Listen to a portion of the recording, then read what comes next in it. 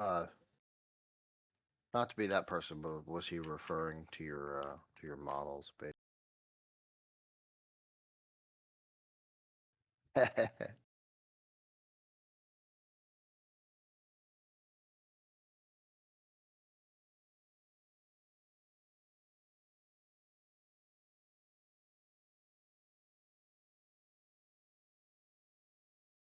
Hey, we all get it. Remember, we got a Curie screen.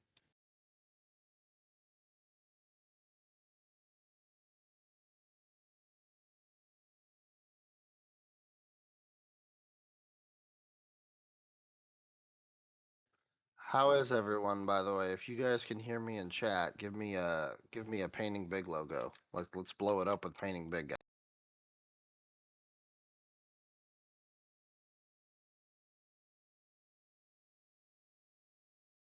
Okay.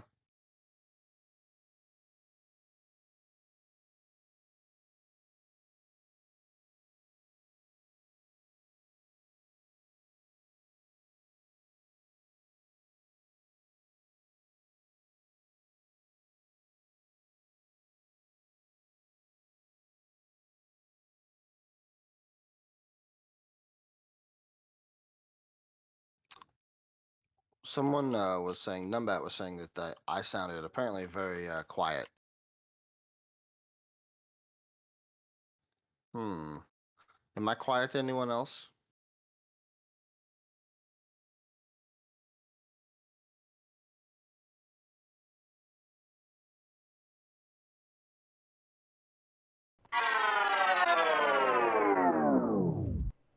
I'm also not Hey speaking up too guys. much, but Yes, well, and you wouldn't hear me because I don't have my mic on my starting soon screen. Because if I'm chatting with Justin, I don't necessarily want you guys to hear me chat about my crazy day and my dog and and I all get the rest of it. special chats. He gets special chats, yes. I am adjusting my face cam. There we go. Face cam looks good. All right. So my computer is having some hiccups today, so we'll see how it goes. Everybody, how are you? How is everybody? It is Friday.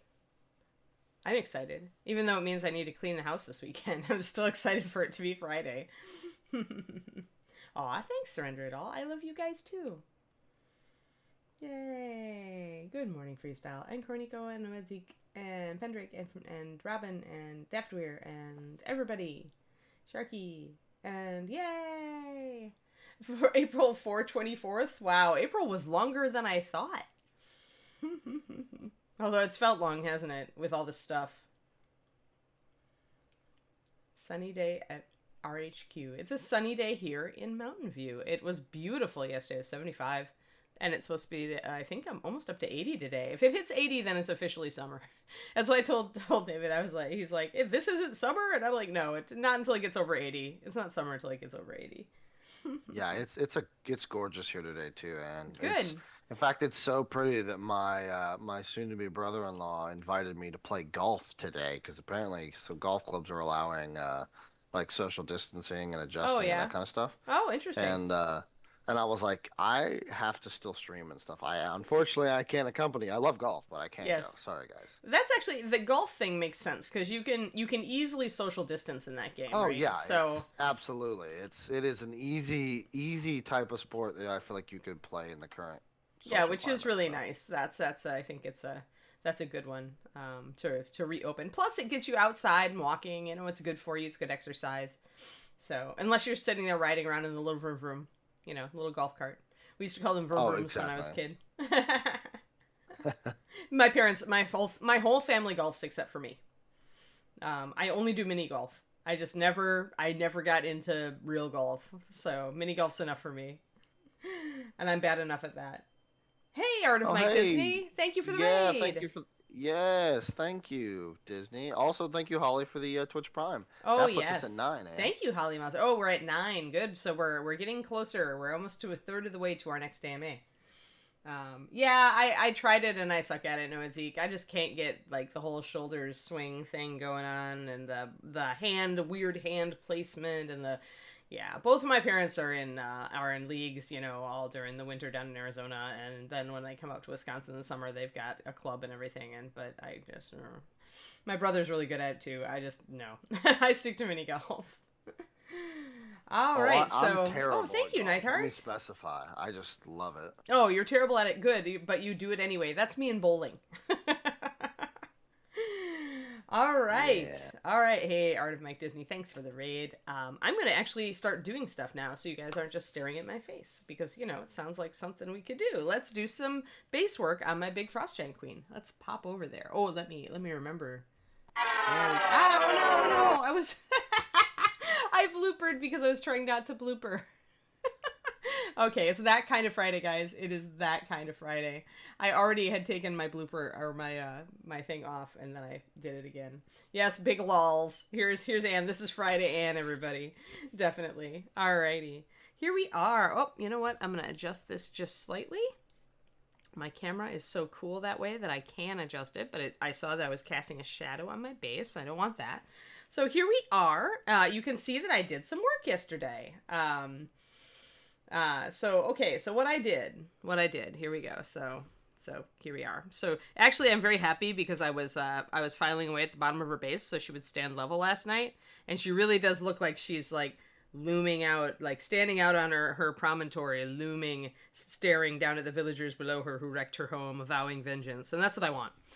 So I'm very happy. She fits well on the base, as you can see. It's a good size for her. Your base, you can go smaller than your figure's diameter with your base and get some dynamism out of that. But I always like it to have, even if I'm doing a vertical build, I like to have the base kind of frame the model. So I like it to be just a little bit bigger than the actual model. So, but I actually filed this down flat, so she's actually standing now. And it also, she stands very nicely, so when I pin her down, she'll be good, and her cloth flares out nicely at the sides and at the front.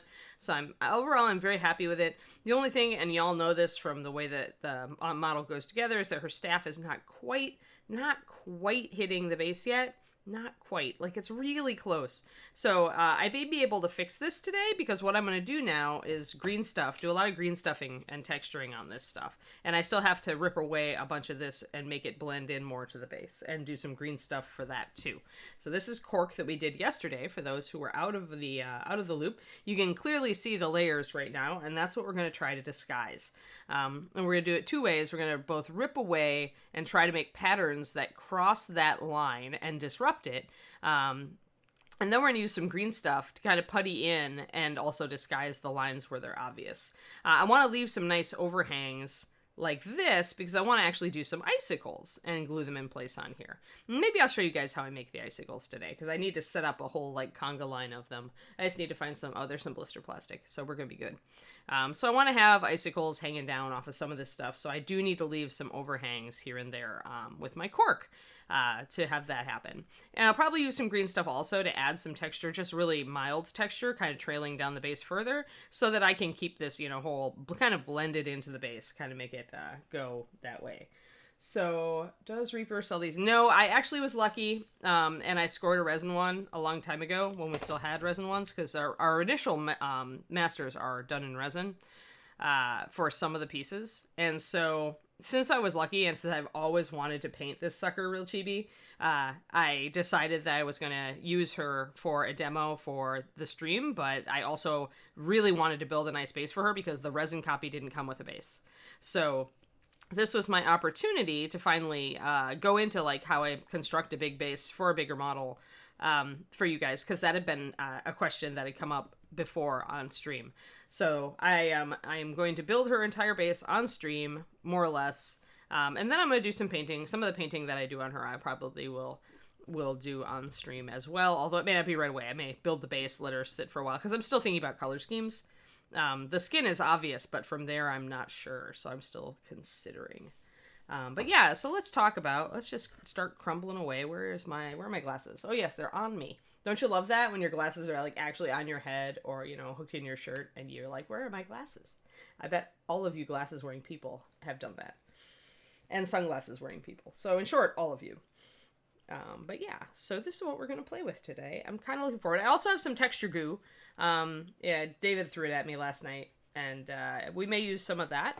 It's essentially, most texture paint or texture paste is just paint base or paint itself with sand or grit or flocking mixed into it.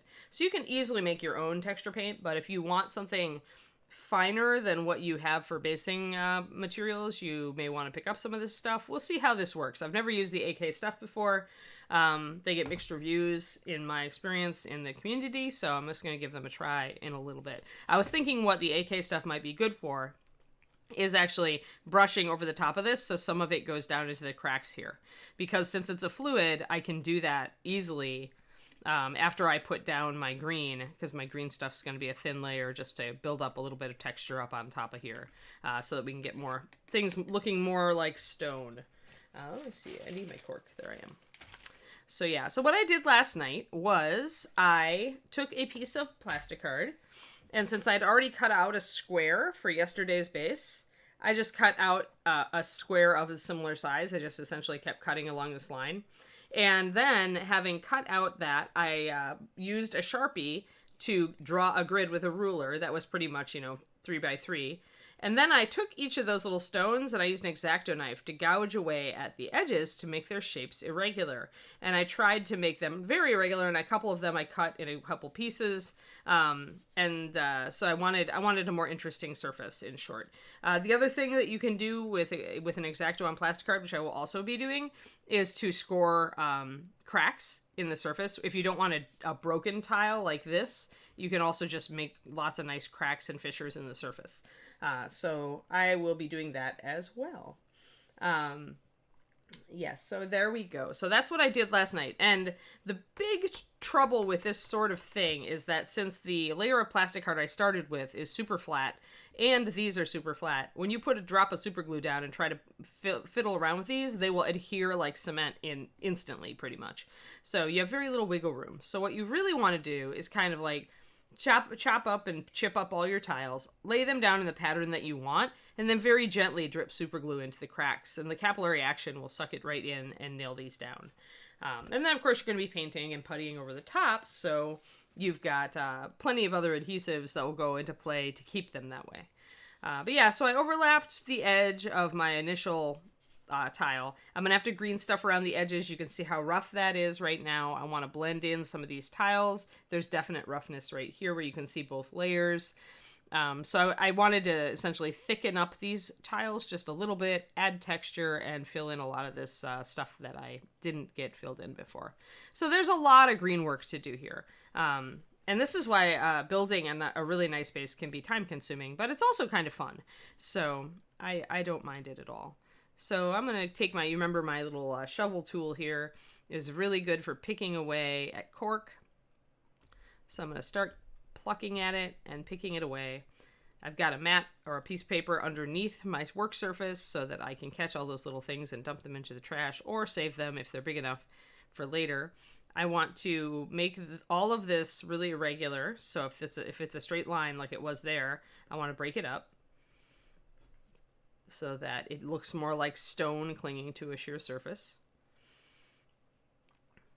And I want to rip that away. This is a very flat surface, so I need to work with this one. And I think here I'm going to try to do a hole that covers, that goes across both tiles to make it more irregular looking.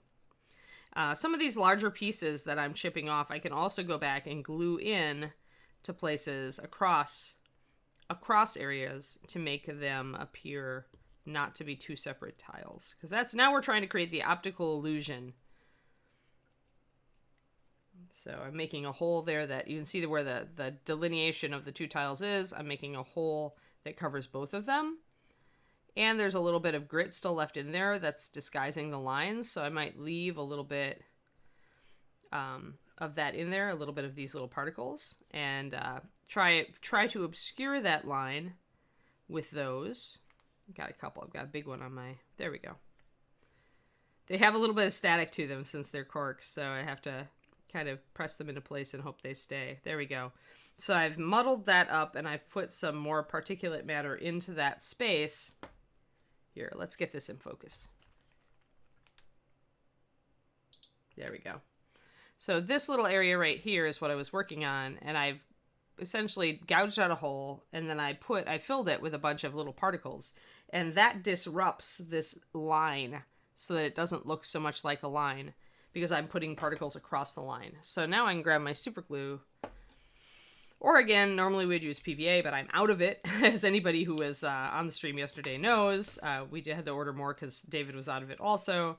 Bad time to be out of PVA glue when you're trying to build a big base. But super glue will work. It's just be careful. There's a lot of fumes and stuff like that. So, it's harsh glue. So be careful when you use it, and don't stick yourself to your base. So we're going to let that set, and super glue over the top of cork will essentially make it cement hard, like really, really hard. It just reacts with it a bit. I'm going to try to chunk out a bigger piece here so that I can use it over here. Out of PVA glue, I know. Yeah, I know. I thought about ordering a gallon, and David's like, don't you dare. We do not need a gallon of PVA. I'm like, you don't know me very well. But it's been a while since I did big bases. I don't know how many I'm likely to really do, so I bowed to his request. It's also, we've already crammed all of my stuff into this apartment, and we barely managed it, so I do kind of have to try not to completely clutter the apartment.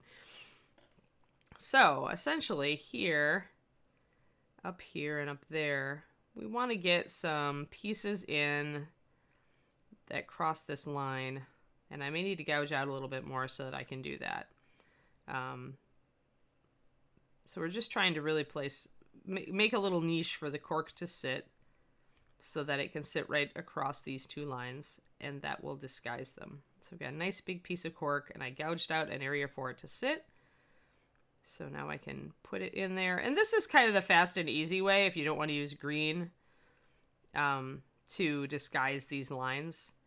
Because every piece that you put in that's muddling that line of stuff is good. Of course, you don't mind if you have a little bit of suggestion of lines, because, sedimentary rock obviously does have lines in it. But you don't want it too regular. It's just too regular. I kind of lose that linear pattern. I'm just seeing it. I'm seeing it here. I'm going to keep this little ledge, but I think I'm going to gouge it a little bit to make it irregular. I also thought about adding some putty to it. I like to have little ledges like this because you can put little bits of grass or lichen or whatever, little scenic, it's things for scenics to cling to, essentially, which helps make this not just a face of chunky rock once you go to paint it. There we go. So so gouging a little bit out, and then I can keep some debris back there, drop a drop of glue in it.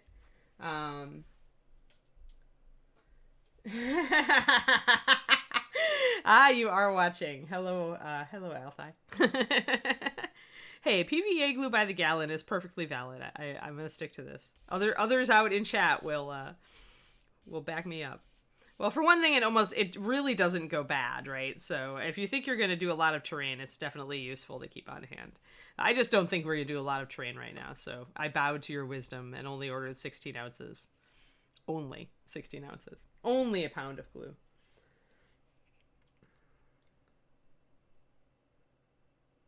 Real chibi, if you went and found an actual rock, the problem with actual rocks, okay, here it is that, you need, serious, weaponry to drill into them or to pin anything to them, and, it's dangerous.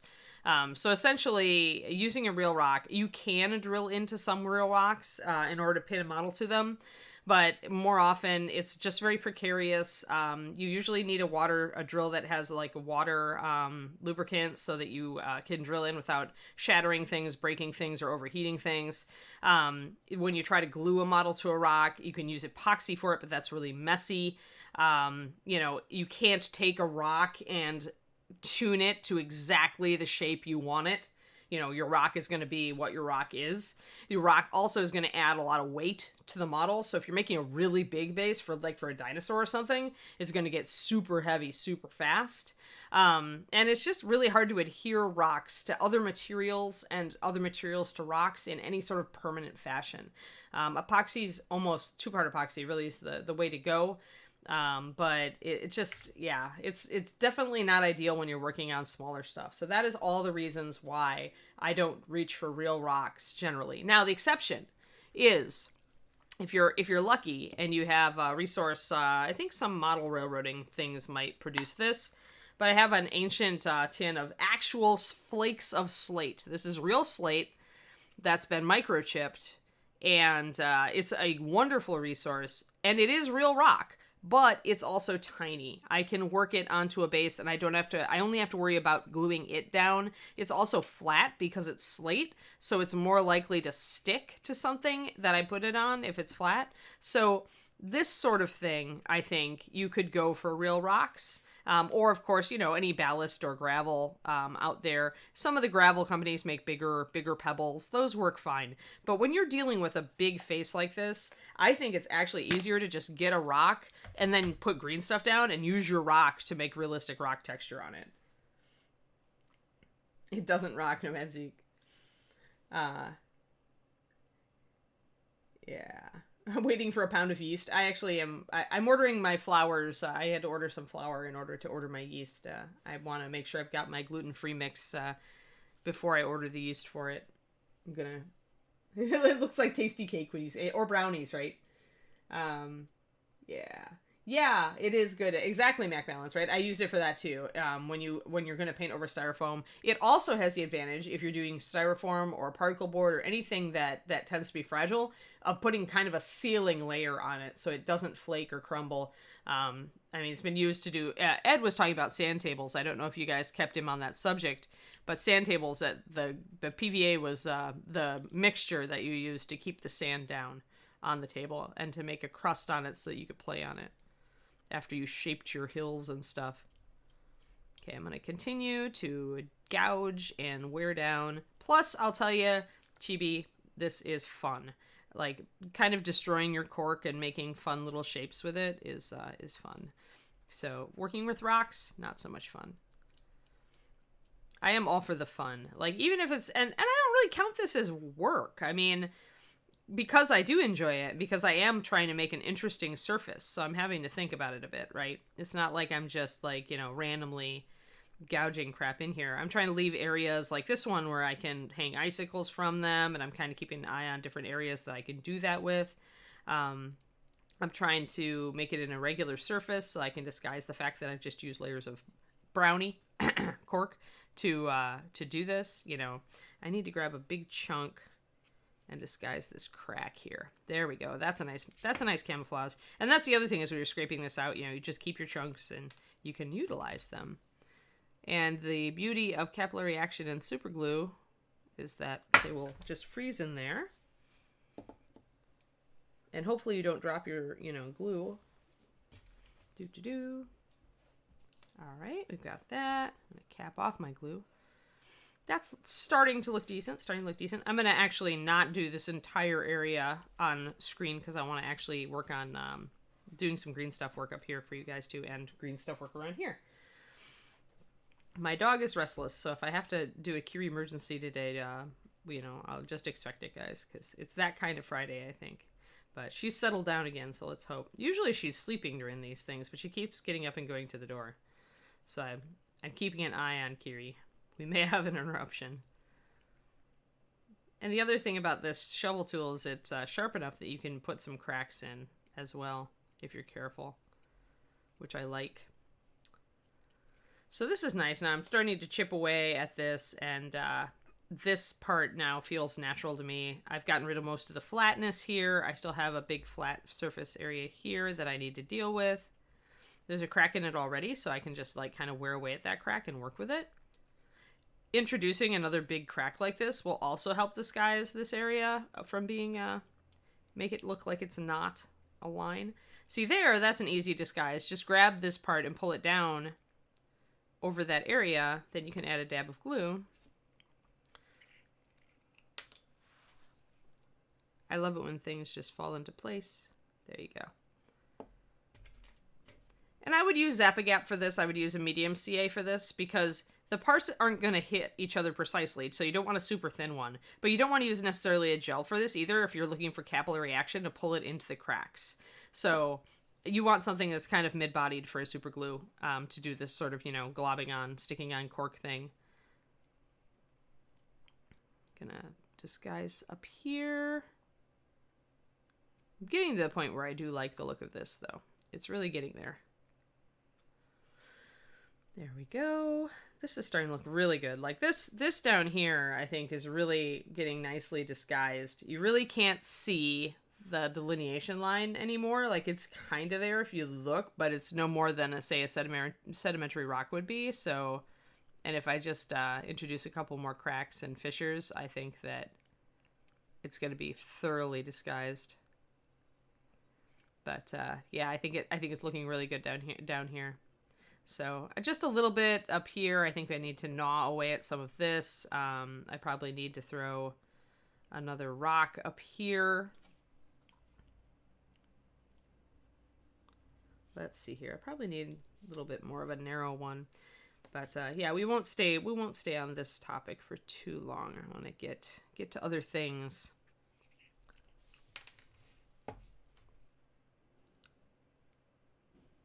And then I can continue to work on this. Need a little bit more glue. There we go. Boop. Repurposing bowls into flower pots. So you have masonry bits. Yes, if you have masonry bits, you can use real rocks. You still will run into the whole thing about not having a perfect shape for what you're doing, and also the weight factor, and the lack of, you might have problems with things sticking to it. But just, if you're going to use real rocks, great. Just, make sure you've got the proper tools. I still consider them to be more trouble than they're worth. Even if I had masonry bits, I don't think I would use real rocks. I'm too persnickety about getting the correct shape to go with something. There's no way I could find a rock where I could do this and get this great irregular surface on it. It just wouldn't work. So, I mean, yeah, it lets you pick up found rocks in the environment that might be perfect for a project and get some inspiration off of that. So that's really cool. So not knocking rocks terribly, but yeah, just for me, not really for me. I'm going to gouge this down. Take away some of that. Any way you can make the surface more irregular and not leave obvious edges will contribute to it looking not like chunks of cork. Got a nice little chunk of detail up here now. There.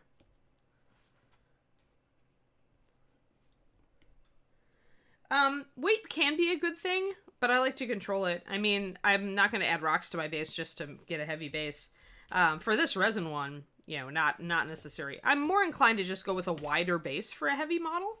But yeah, I mean, your mileage may vary. You guys want to use rocks, that's fine. It's just, there are too many negatives for it, for me, to go into it. But yeah, if you're going to do rocks, do get masonry bits. Do read up on how to drill into stone, because you can hurt yourself.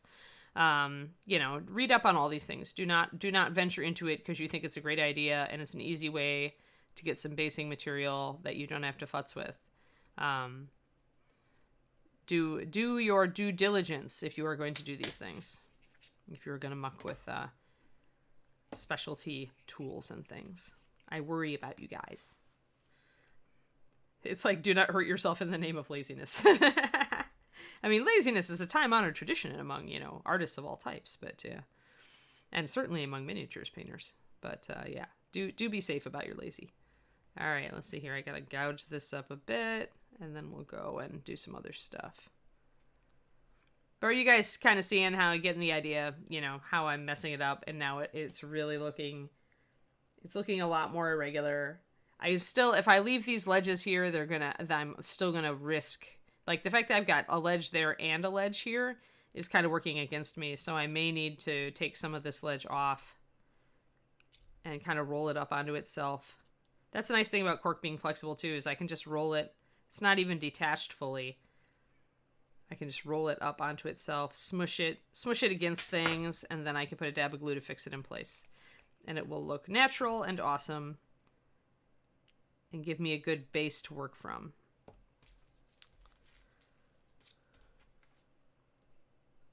Yeah, yes, you can really hurt yourself. It can be like drilling into glass. Good way to put it. Yes, so, If you need, yeah, that's a hard one, Real Chibi Army, because I mean, a sharp knife for smaller pieces, but when you're getting to cutting huge dragon feet off of a base, I almost would use like a hacksaw or a hobby saw to get that thick, to get through that thick plastic. Probably a hacksaw because it has a heavier blade. And you could just, essentially what you would do is you would slice down through the base of the dragon, and then you would take like side cutters or a sharp knife and slice through like if it's got a foot, right?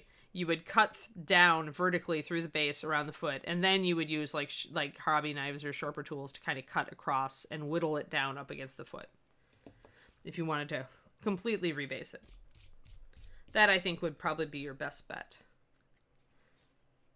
All right, that's looking pretty okay. Let's play with green. I'm going to keep some of my little rock pebbly things here, although they're probably a bit too coarse to do well up on this as texture up here. I think they'd be too big, too out of scale. But I'll keep them anyway. I can always put them in the bag for later. So I keep my bag of cork bits for the extra.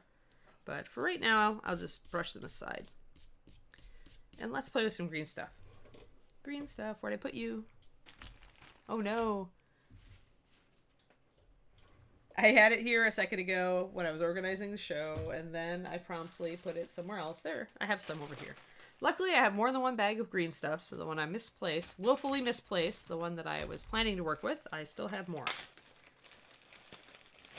Yay, green stuff. Oh, I've got quite a bit in here. Dear me. Oh, there's my original bag of green stuff. All right. Well, good. I probably have so much of this stuff that I need to use it before it goes and cures too much anyway. And of course it likes to stick to itself because green stuff. Which is why I tend to keep it in little Ziploc bags so that it can avoid that problem. But sometimes I fail. There we go.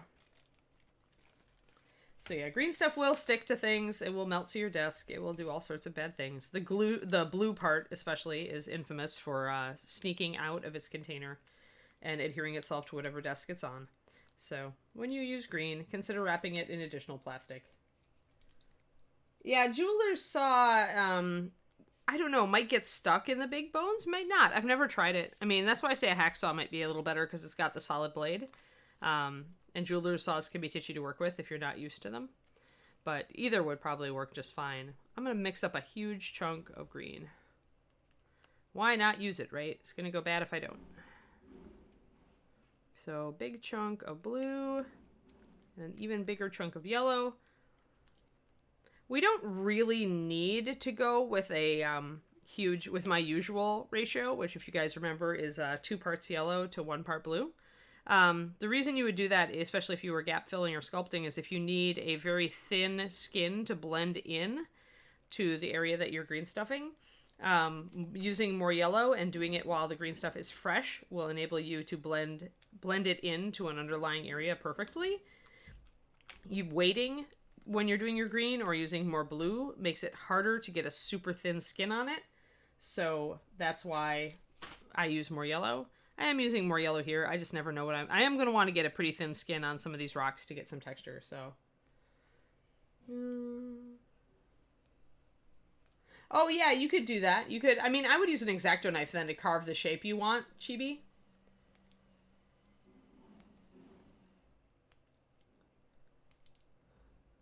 Yeah, a jeweler's saw would let you be more precise with your cuts and would let you turn and angle while you were cutting, whereas a hacksaw is more of a traditional, just a mini traditional saw.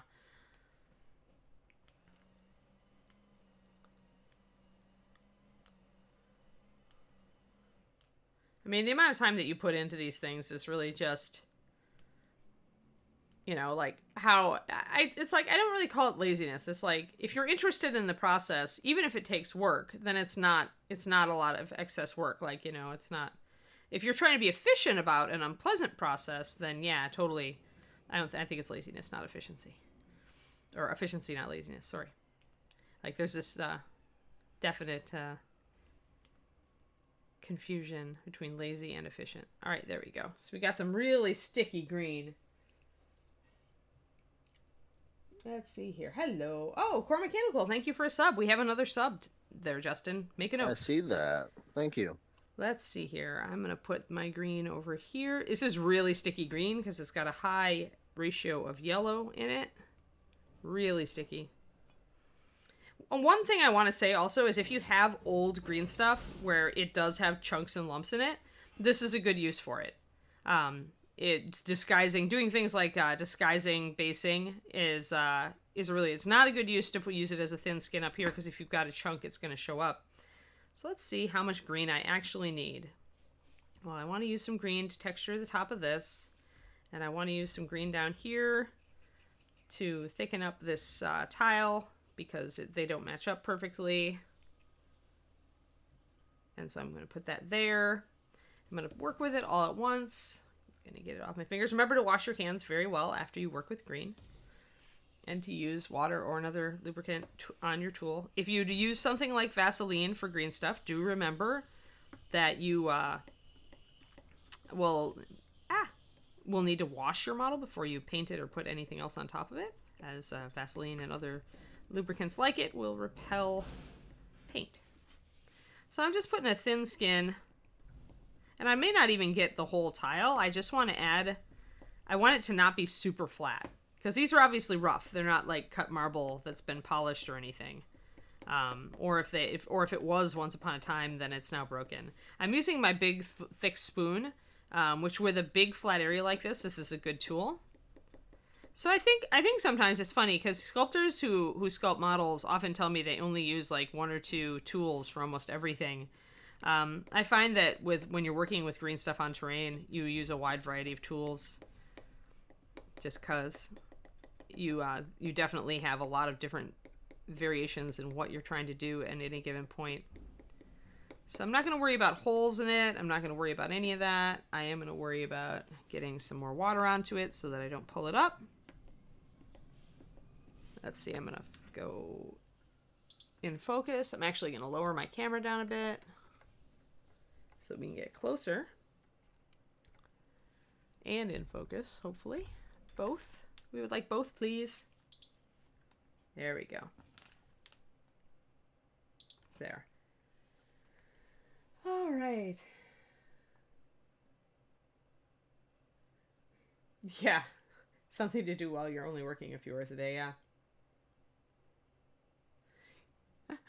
All right, so you can see I've got some holes. I don't really care. I'm looking to spread this as far as I can. I've got a lot of water on here now, though, so it's going to essentially get under my layer of green and make it hard for the green to stick, so I may have to stop spreading it shortly. But I just want a little bit of irregularity. So, and then I'm going to kind of just use my flat tool to kind of pat it in a random pattern.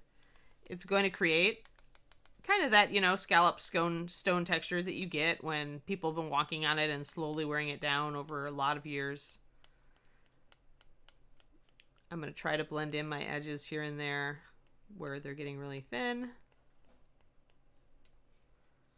And you can even use your finger if you've got a lot of water down on the piece. You won't leave fingerprints as long as you move your finger. But you do risk that. You do risk when there's water under a piece, you will inadvertently rub up some of your green. So grab that and roll it up and keep it for a dry piece. That is the problem with this big sculpting tool, is it does keep an awful lot of water on it. I can put it over here. So sometimes you have to wait for your water to dry so that you can tamp down your green stuff a little more. But yeah, just kind of making a little pebbly texture here.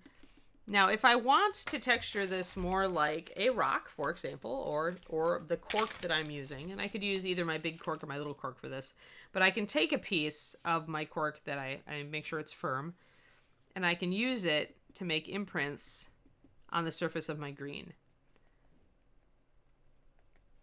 So that it gets, see that finer texture?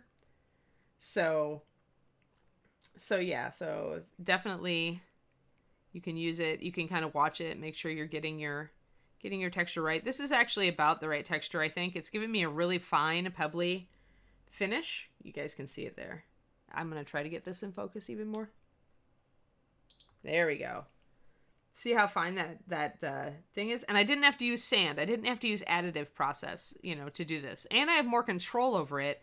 And I'm not putting goopy glue and sand all over everything. So I can get some nice effects. I can also, if I wanted to sculpt a crack instead of carving a crack with a knife, I could do that at this point.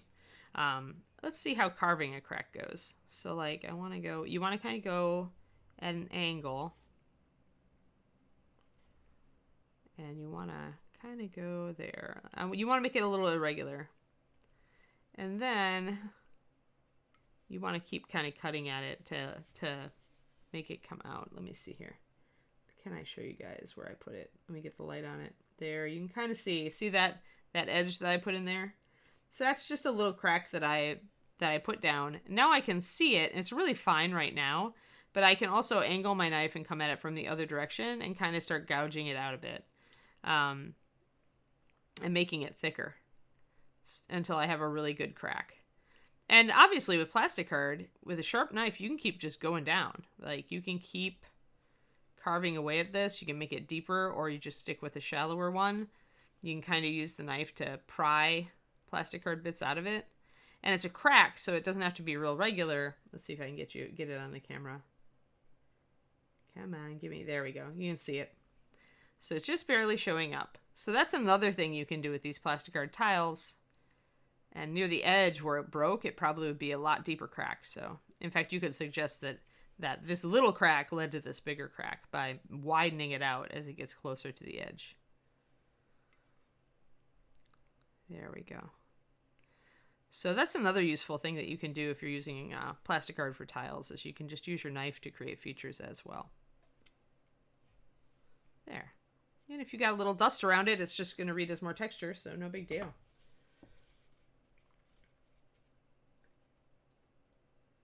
Yeah, you're right. Velcro, if you keep Velcro around, which I actually do, you can make broccoli. I don't like broccoli. I think it's too deep. I like shallower texture, especially on things like these stone tiles. So this is now dried, this part that had too much water on it. This is the great thing, you don't have to wait. It may be too much water for your green stuff, but it's not too much water for like your environment. Usually you just have to wait a couple seconds for it to evaporate. The other thing you could do, if you wanted to take like Velcro or make bigger texture, because if you use Velcro on a really thin skin like this, you can make a lot more abrupt texture, right? But you could do lichen that way.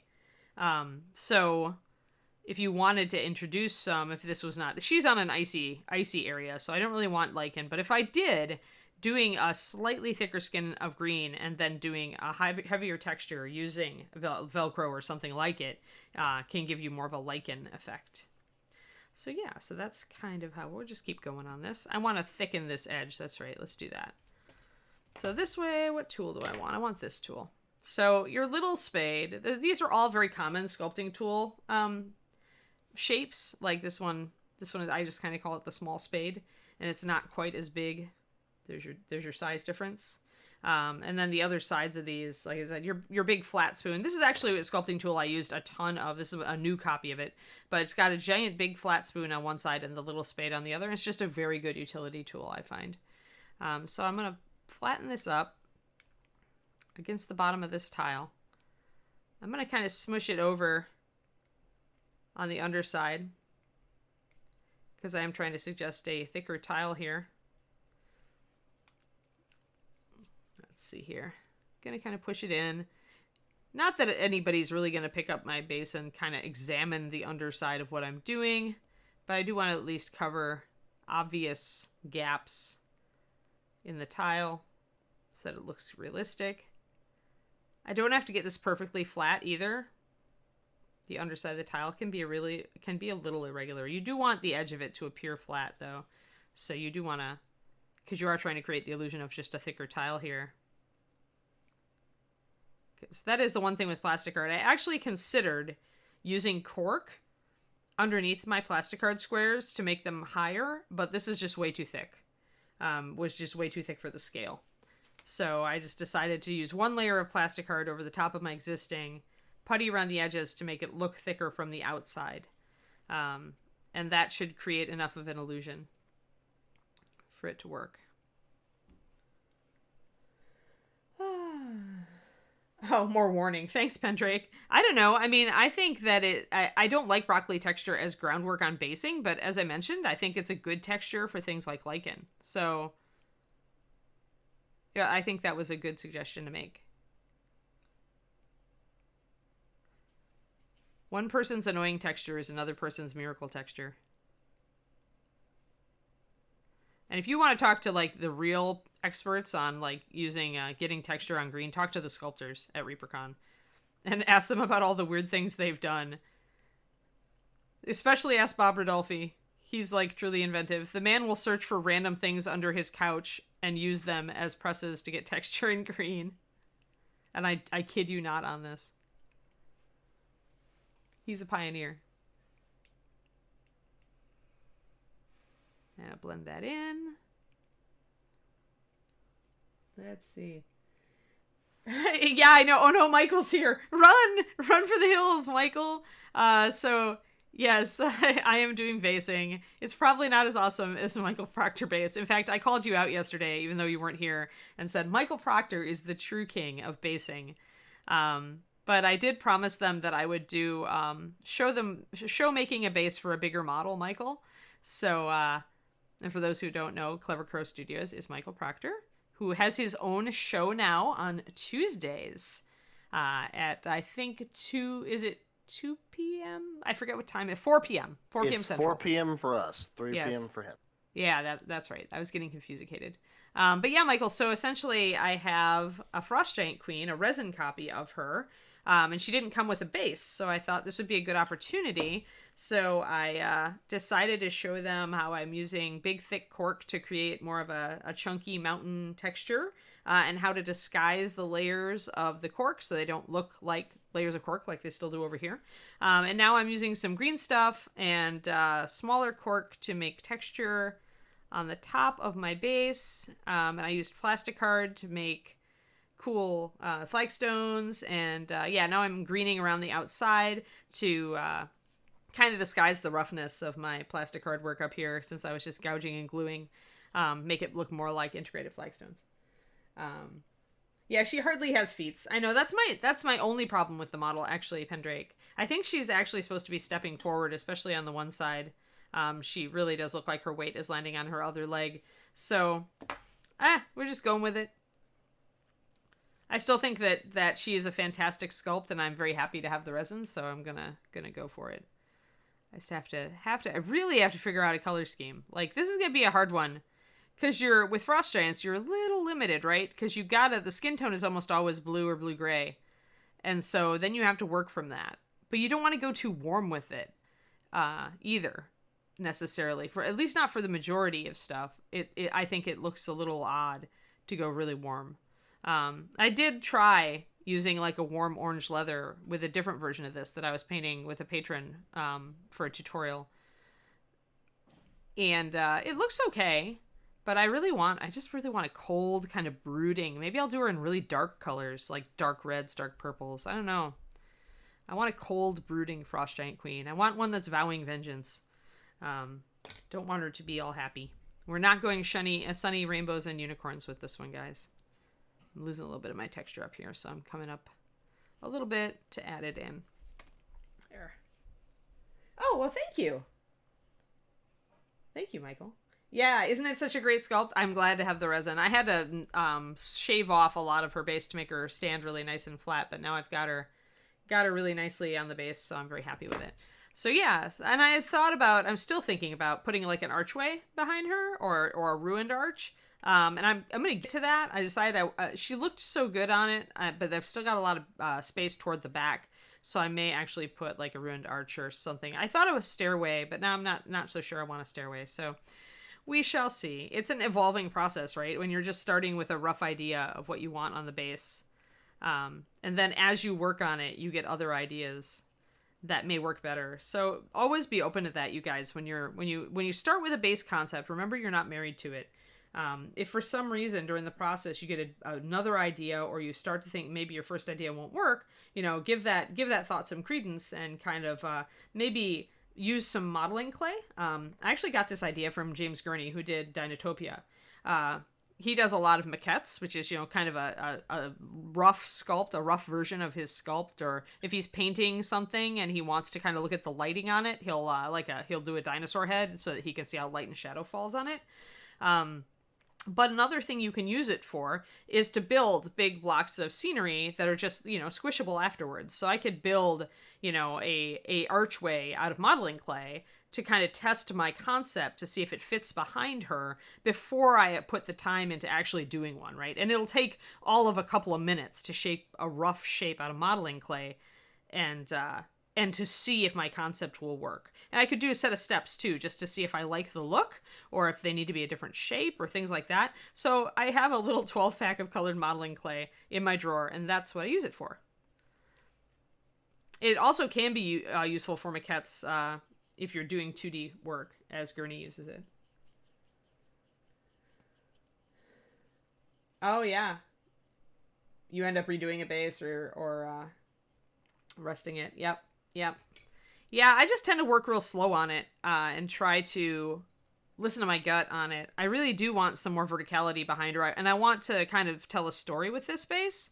So I do want... I put too much green on that. So I do want to try a few things behind her. Oh, see, I have chunky green there. That yellow did not get integrated. Well then, chunky green, your job is to disguise my layers. So let's put some green down here. I've got a chunky piece of green up here. When you've got a little piece of yellow that didn't integrate, chances are it was partially cured. You can take that and use it down here where it won't hurt anything. Let me fix my little green stuff up there. Recreating.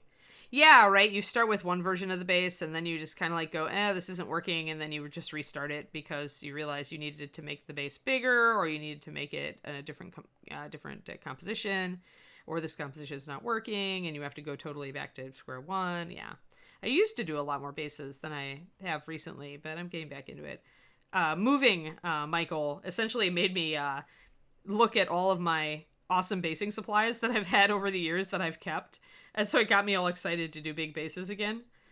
Because I'm like, oh man, I have all these architectural model trees and those would be great for foliage and bushes. And, so I was like, all right, I need to make some more big bases.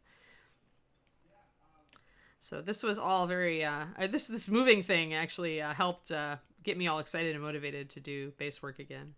Because I've got so much cork, and I've got tiny slate rocks, and I've got architectural trees, and I've got all sorts of, seed pods and turf mixtures and all this stuff that just kind of was sitting in drawers at home that I just never dragged to work because I never was working on big bases for models there.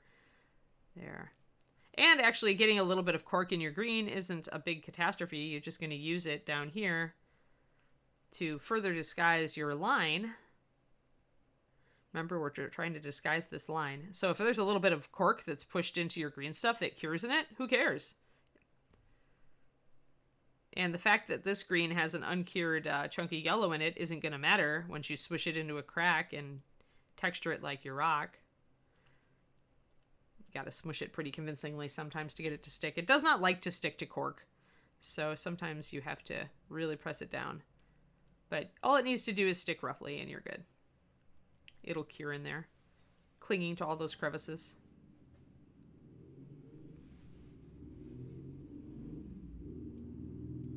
There. So a little bit of pebbly texture, and that will further help to disguise that crack.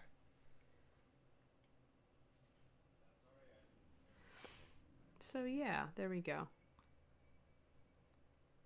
But yeah, so far I'm liking how this is coming out. I still need to...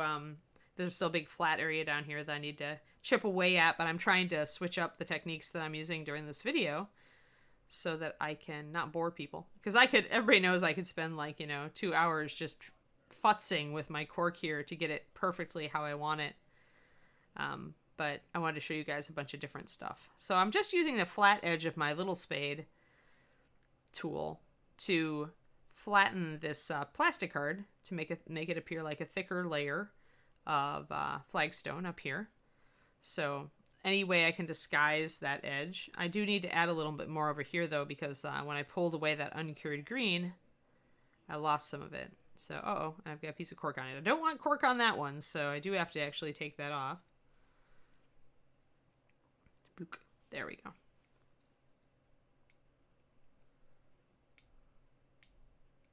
Just want to sploosh it on, smooth it out. This tool is a nice one for smoothing because this leaf shape that it's got is a nice soft curve. So you can get some nice, it's a gradual, very gradual curve. So you can use it for edging, but you can also just use it to make nice flat areas. And it's okay to wrap your green up around the edge if you want to. You can just use it for texture, remember. So, but so far I'm pretty happy with this. And remember to use enough lubricant on your sculpting tool. Remember not to lick your sculpting tools. Green stuff is not non-toxic.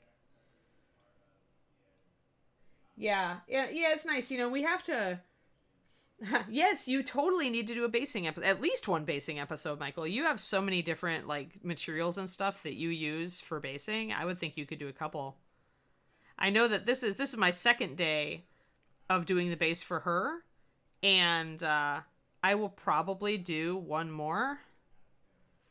Just because I'll work on this today and get more of it textured out and everything, and work on this side, and then maybe I'll show people kind of trying to figure out the archway, how I did it, or do it, or thoughts about composition, right? Because we're just essentially you take this wood block and you're like, oh my god, that's so boring, and I need I want her to be on a promontory, but I don't want to build it up. I just want to build it down. But now I have to worry about vertical composition once I put her on there. So I can talk a bit about vertical composition also, and thoughts to think about that stuff when you're designing bases that do that. There's so much that you and I could talk about composition, negative space, and generally creating a nice scene, right? And I want to worry about like story too. I really want to give the kind of the idea that she's standing in a ruined castle and that she's really annoyed. So that I can give her a title like Vengeance. Or Brooding Vengeance. Brooding on Vengeance. That sounds like a good title. I always have a working title. I have a hard time sometimes titling my pieces. I tend to go with somewhat whimsical titles. Like when I finished painting my bust from Kirill's class, and I just named him Mr. Grumpy. And now David has given me a bust, another Kirill bust actually, from his Kirill class, which is a female warrior, and she looks like Mrs. Grumpy. So I'm totally naming her Mrs. Grumpy. So I'm afraid that my naming skills for pieces are somewhat leave something to be desired. All right, so that's good.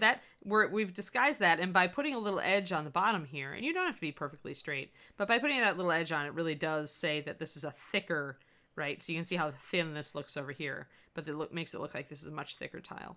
So that's what I wanted. I wanted that nice thickness. Yeah, a good base does take a while. Yeah, composition is absolutely key, which is why you want to, always be referring to how your model looks on the base, as you go. Especially when you start building up or building down pieces, you want to make sure that the model's positioned in a good place. You want to see how much space you've got left to fill with things. You never want to build your base too big. You never want, I see this a lot, beginning painters, especially in diorama, make this mistake. They'll get a big pie plate for a base because they want to fill it with all sorts of stuff. But they don't realize that means there's a lot of open area that's kind of boring and not a lot is going on in it. And that can be the danger, is that then you end up with the base with 3 models on it and you've got all this open space and you just kind of throw grass and flock on it or gravel and there's not a lot going on. So really the key with dioramas or big bases in general, guys, is to make them as small as you can manage and still tell the story. Don't go for the big, huge base you think you need. Ask yourself, what's the important part of the action? How much base do I really need to tell that story? And let's just try to make it even a little smaller than that. Like, try to see how little space you can manage to get. Because then, that's less space for you to worry about after you've got your figures on, and you're like, well, what do I do with all the rest of this? What do I do with the rest of this space?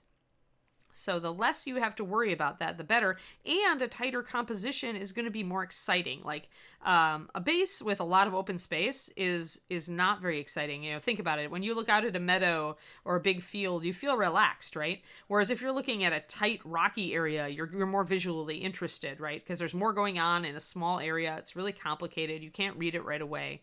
And so psychologically, a smaller area with more going on is more visually exciting and stimulating to the human eye. So that's why if you can build a diorama on a precarious base even, you can add extra excitement.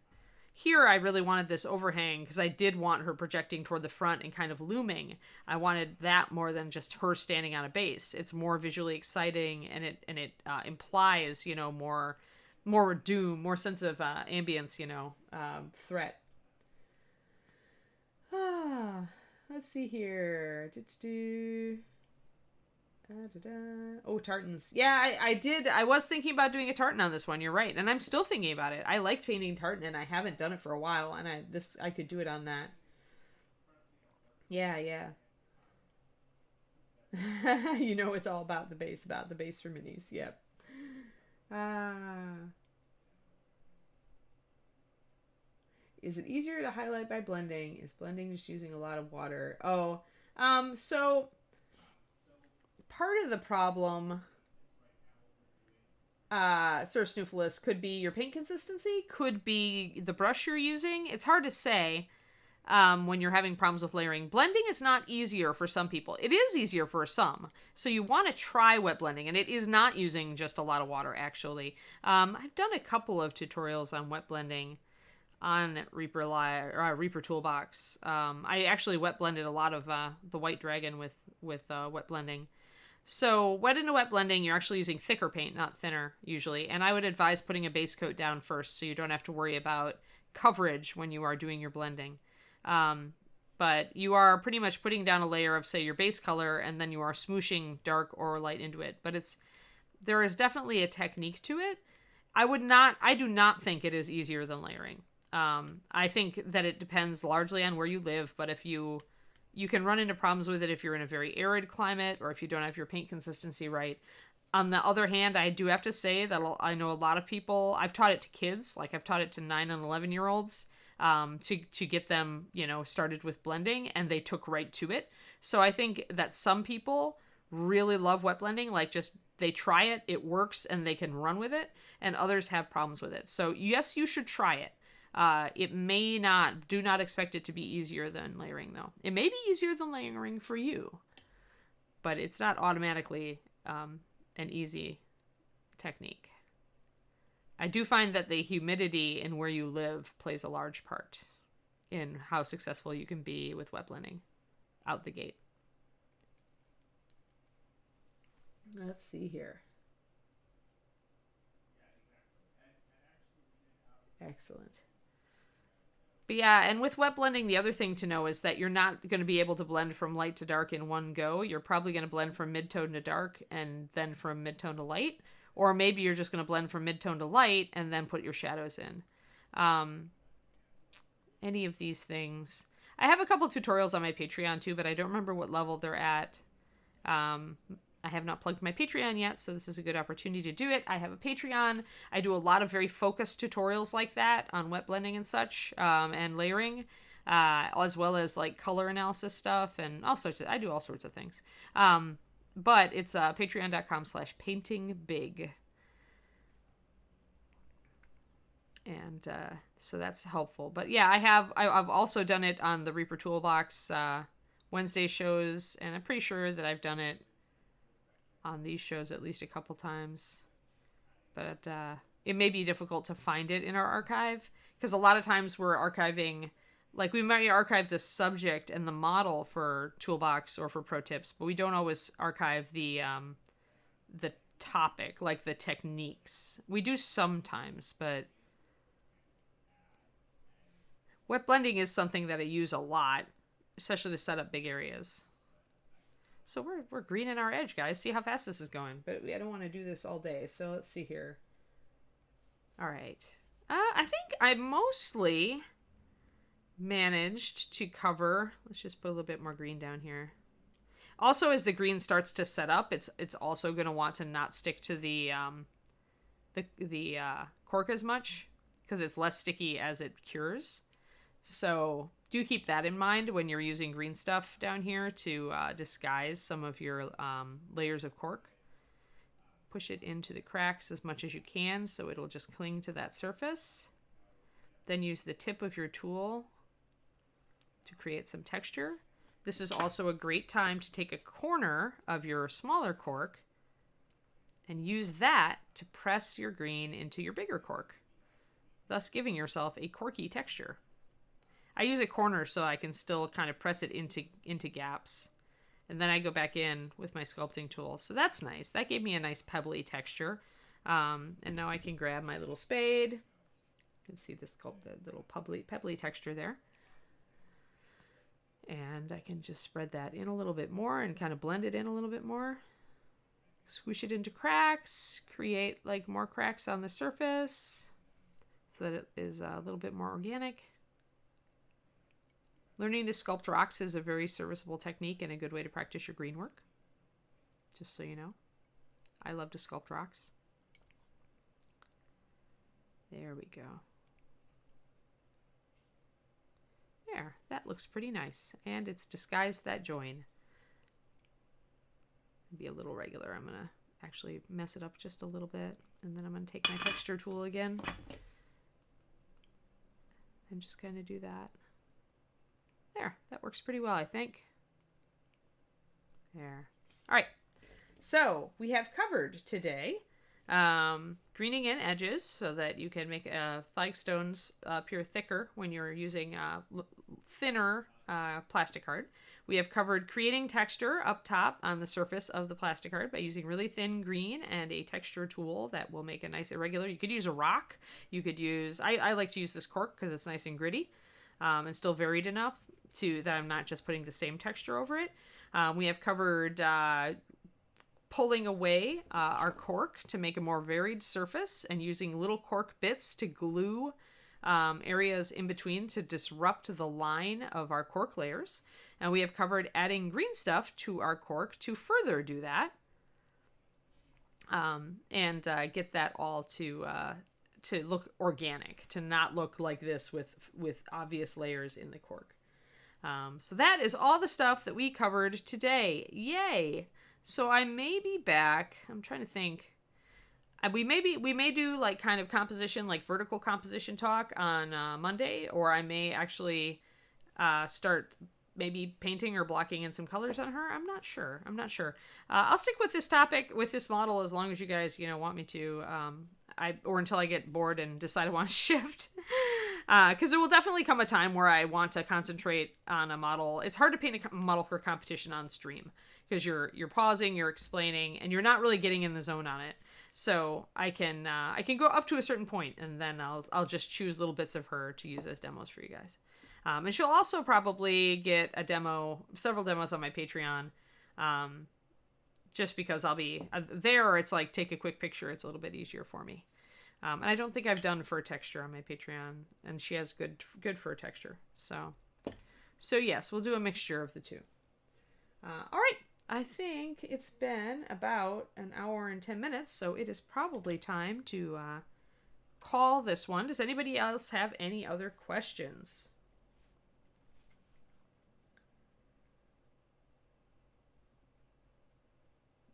Oh yeah, there's so many nice links for tartans, for sure. Good, Twisted Oma. Yeah, I know everybody went really quiet, so I was hoping that it was interesting. And of course, it's a very different topic than I usually cover, right? So yeah, so you guys can see, you're seeing the base evolve as we go. So, I need to do icicles. That's right. Let me write down. I'm going to grab a sticky note. I'm going to write down what I want to talk about on Monday so I can prepare some things. We want to do... Let's see. Where's my pen? There's my pen. I want to do making icicles.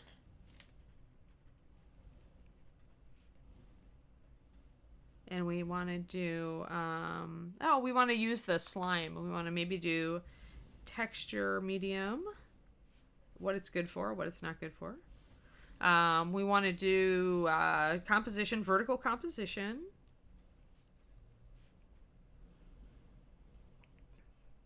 Yeah, probably like that. We'll do that. And I'll try to get this all fixed and like ready to go by that time. Since I have the weekend, I can work a little bit on it. And I'll try to get a lot of this green stuff done as well. So that this part of the base is more or less like set and we can just work on, we can continue progressing, right? Because the sooner the base is done, the sooner I can start on the giant. Clever Crow is not on today, I think, Robin. He's on Tuesdays at 4 p.m. Central. He has a bonus stream today. Oh, does he? Oh, super. Yes, he's gonna stream right after Reaperland. Oh, awesome. Although I found out he is busy and cannot attend Reaperland like he originally had intended because he's got his house renovation stuff going on. Oh, so yeah. I would not be surprised even if his show afterwards started a few minutes later. Actually, Casmania, I do not use clear plastic rod for my icicles, so you will have to wait and see what I use. It's actually an obvious icicle making thing, and yet I don't see anybody else use it. So I'm like, why have people not done this? Or if they have, why have they not written the tutorials that I see? But yeah, so we'll work on icicles, and yeah, I hope you guys like the progress. It's fun. I haven't built a big base for a long time. I have to start thinking about putting little plants or something down here, maybe to cover it with frost or snow, or whether I want little tufts of frosted over grass or some sort of vegetation down here or something to make it more interesting down here. I don't know. I'm thinking like maybe I need some chains hanging from here as if that used to be anchored into the rock and fell away. I don't know. I need something. I need something more than rock. I need something to make this interesting. So we'll think about it, and I'm sure it'll develop as we go. Thank you. Nope, not super glue either. So let's see. So bonus. So Reaperland is at 3. Is that correct, Justin? Yes, ma'am. Okay, so if I want to tune in to watch Michael Proctor at work, I can tune in at 4 p.m. your time. Yes, 4-ish. 4-ish. Yes, of course, it's always ish.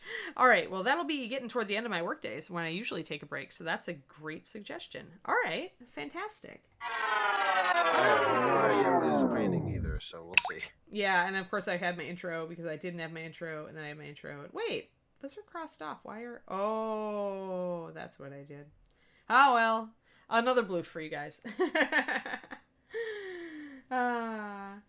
Indeedy, yes.